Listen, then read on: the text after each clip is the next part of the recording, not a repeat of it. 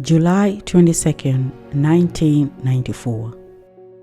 When news broke that a young lieutenant and his compatriots have taken over the state that morning, there was fear, confusion, and disbelief. While the rest of us have had time to process what was unfolding, for folks like Momodou Kassama, life was taking a sharp turn and fast.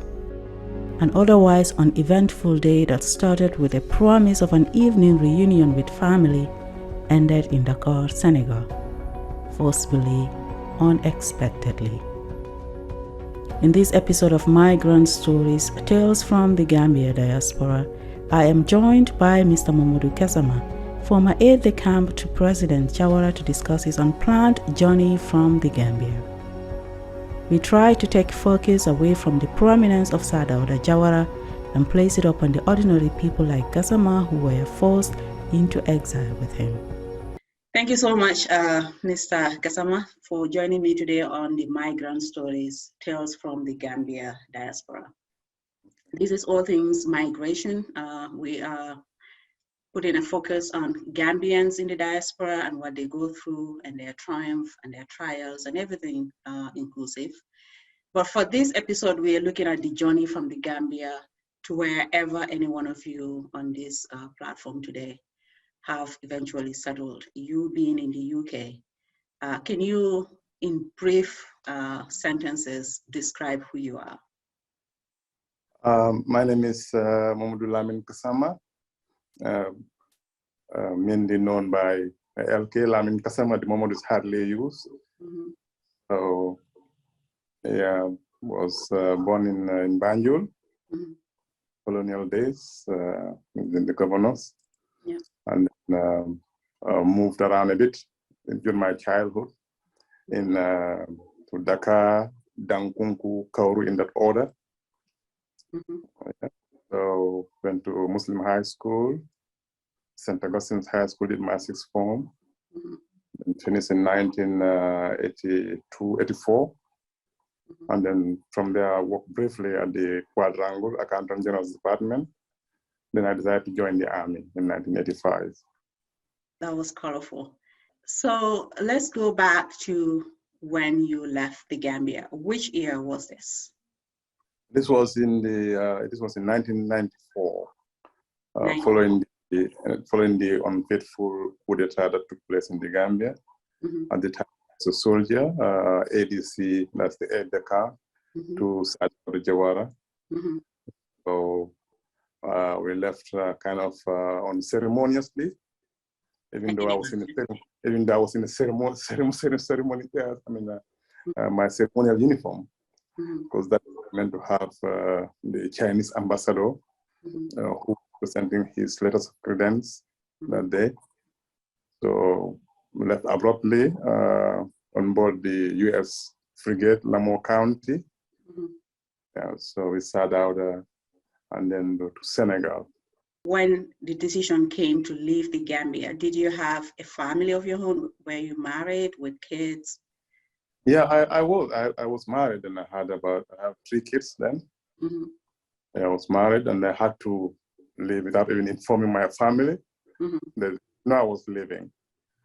Yeah, because communication was difficult at the time. Yeah. Yeah. So I think I started communicating with them when I was at Dakar, mm-hmm. because it took us 3 days, because we didn't leave immediately. Mm-hmm. So I just kind of anchored offshore, observed the incidents until, with the advice of the U.S. ambassador, mm-hmm. We were, advised to, or they kind of deposited us in Senegal, having arranged with the president then.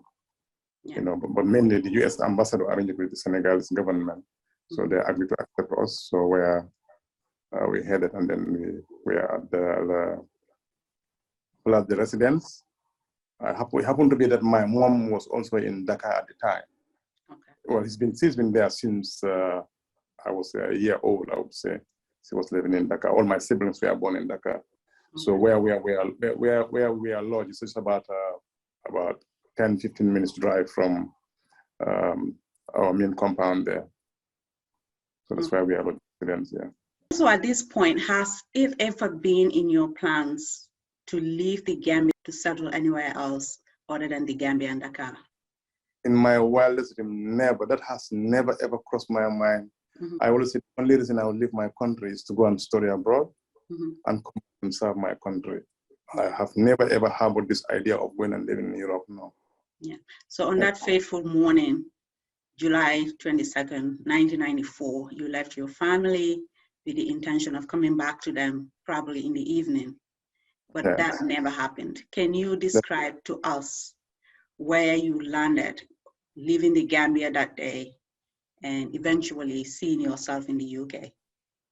Can you describe a journey? Well, we spent about a month in Senegal. Okay. Yeah, it wasn't easy. It was, we were almost like political prisoners, so to speak. And it was the intervention of the US ambassador and the High Commissioner there. And then Haman Cohen as well. They arranged for us, to be allowed to leave because they want the media to speak to the president, Sir Dawda, because they couldn't get him because the Senegalese were blocking all calls coming to the president. So after the intense negotiations, they allowed us to leave. So we left there. I think we got here in August 1994 in UK. It wasn't my first time coming to UK because from 1991, we've been transiting most of the time. And then because the president had a residence here in Haywards Heath in Sussex, West Sussex. So I wasn't completely new. Okay. But this time the circumstances is completely different. It's one thing transiting, under your own volition, onward transmission, to other countries. And it's quite different. Find yourself being dislodged from your country completely. And then find yourself also, I felt like you're in a giant prison. And then you completely glued to the news and to hear all the development back home with your family also. So it has been very, very it was very, traumatic to be quite honest. Yeah. It was very traumatic. Yeah. So you were there in the UK with Sir Dawda. What was your status in the UK when you first arrived? When we arrived, with Sir Dawda, he was just accepted as an honorary citizen. He never sought asylum. Because they assumed that Dakar was his first port of call legally. You have to seek asylum there. Yeah. But for us, we never did because we're just in his service. Because I'm still serving him as a soldier, and my role I continue to maintain my role, as the ADC. But this time, more towards helping the family. So you had to regularize your status when? It took me time because I was always hoping that we would go back. I consciously refused to work. I made the decision I don't want to work. So I want to stay with him, to work with him, and then some people like Sarah Jangha and then Mr. Bob, who just passed away yesterday. May Jannah be his abode. So we were working together to try to see how best we can organize the situation back home, organize in the sense that the soldiers can go back to barracks, and then government can be handed back to an interim government, who will look after affairs. So I was constantly, engaged with my fellow soldiers as well as with my colleagues back home and my family as well. Okay. So I was hoping to go back home at some point, in whatever form it may take, be it military or be it whatever means. So I just stuck with the president. So I'll be working there like 24/7. Okay. I don't have it off. Yeah, I'll be working with him. But when did the reality came upon you that this is not sustainable, I need to? That was the elections. Okay. Because before the elections, Sir Dawda made the conscious decision of supporting UDP And then he asked all the PPP militants to come behind Ousseynou, because he believed that this can only be fought legally. You know, he rejected all other options thrown at him. And then, but after the 96 election, and the reality dawned on me that definitely, I mean, this is going to be a long haul. It's not going to be easy. So I decided to seek asylum, you know, because I didn't initially, most of us around us sought asylum. Okay. But some of us working immediately with the president then, you know, decided not to, you know, because I was hoping that somehow there would be some kind of a change or some kind of arrangement where we could be allowed to go back. You know? So by 1997, after the election, and that's when I told Sir Dawda, I said, well, to me, I've come this far, you know, sacrificed my time and effort, and then I would like to go to university. You know? And of course, by then my family came, so after 6 months. Yeah, your family joined you. My family joined me. Okay, try to balance family, looking after my family, not working, at the same time serving the president. You know, that become a class of priorities, you know, and that put so much pressure, becoming like a, you know, that precipitated, you know, sadly, you know, to my divorce. Yeah. You know, and then once that divorce took place, within that context of divorce and everything, I wanted immediate change. Yeah. So I had to make a decision that to get away from it all, I have to engage myself into something else. So luckily, I had my A-level certificates with me. So early in the morning, then all applications were closed for university. So I went to a job center. I told them my story, and I showed them my certificates. They advised me to apply. I could be lucky. Yeah. So that's when I applied in 97, and I got 3 offers, you know, from universities, and I got scholarship as well. So that's how I decided to. Yeah. According to you, you were not a stranger to the UK. You probably traveled before this, but your circumstances this time was never the same as any of your previous travels. Now you are dislodged from your home and forced to move without any prior notice, either to yourself or to your family. What initial struggles did you face when you first reached the UK and during the transition to becoming your own person and not just as an aide to the president? Yeah, like when we came, you know, we are almost like pioneers, because Gambians were not well known for traveling by that time. Very few travel around. So we have no point of reference for people who can guide us. This is the way how to make it in the system. So that's why I said it felt like a big giant prison. It's like you kidnap somebody, you bring him in the room, open the door, say you are free, walk, just walk and go. So you don't know where you're going to, what you meant to do, you know. So you just kind of stumble on the information there. Somebody will say, oh, have you applied for this? With the housing, because we are all living inside of this house. 29 of us with my family, you know.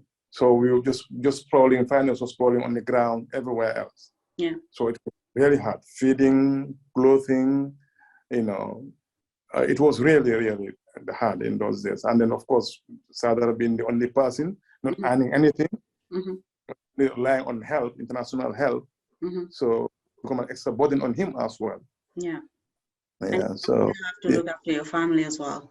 Yeah, I have to look after my family as well. Yeah. So definitely, those were very, very traumatizing times. Yeah. You know, here.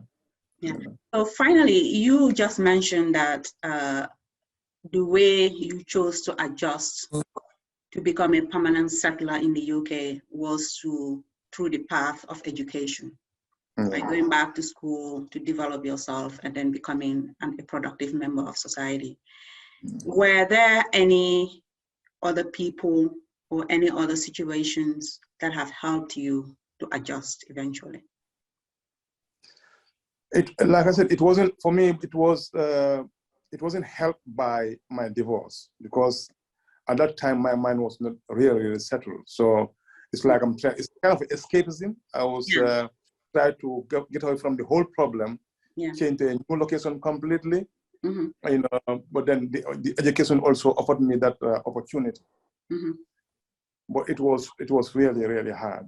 You know, it was really hard because you want to see your kids, you know, and I still have to occasionally go back. I have the family and in Sir Dawda. And again, you have to relocate, find housing for yourself. You know, you have to feed yourself. Again, clothe yourself, and then you have to find a job. Yeah, you have to find a job. So you're working at the same time, trying to go to school, you know, at the age of 35, you know, so like an adult education. Yeah, it's not easy. It was, yeah. So I realized that definitely with education is my only route out. You know, otherwise, you'll just become like a manual laborer. You know, unlike people who are looking for like greener pastures just to earn a living. For me, even at that time of going to university, I was still hoping at the back of my mind something will be worked out back home, allow me to eventually have a route to go back home. It has never been in my mind that I'll come and settle down there. Even after that first election, I had this hope to go back home, not to stay here. Because I've already been given the first blow of a divorce. I mean, that really unsettled me completely. I can understand. You know. I did say this was my final question, but I now have a final one. Yeah.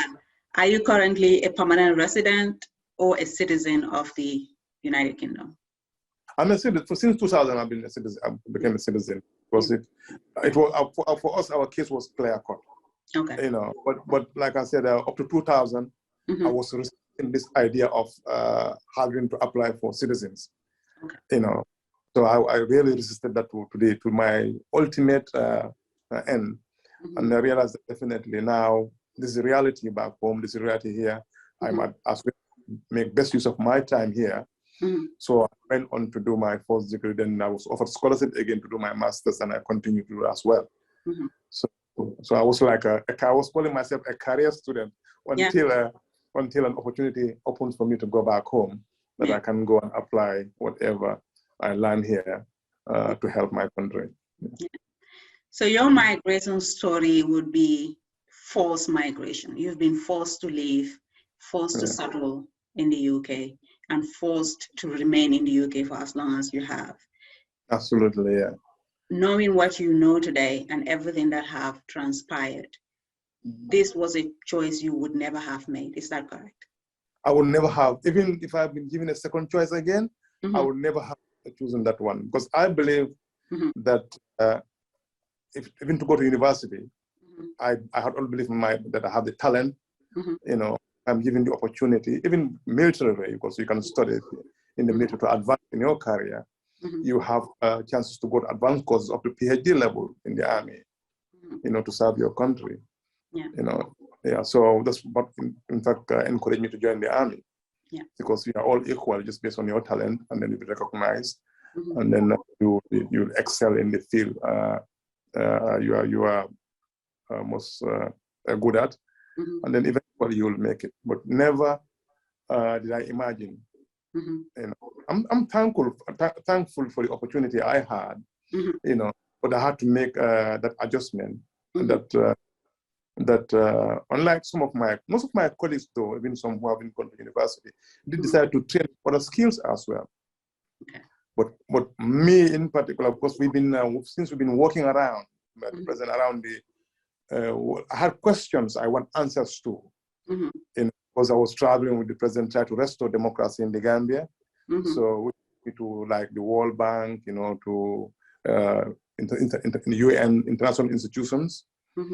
So the kind of answers I've been getting, the questions. So I wanted to understand, you know, how this whole international setup works. That kind of precipitated my idea, the whole idea of me studying international relations at the first law.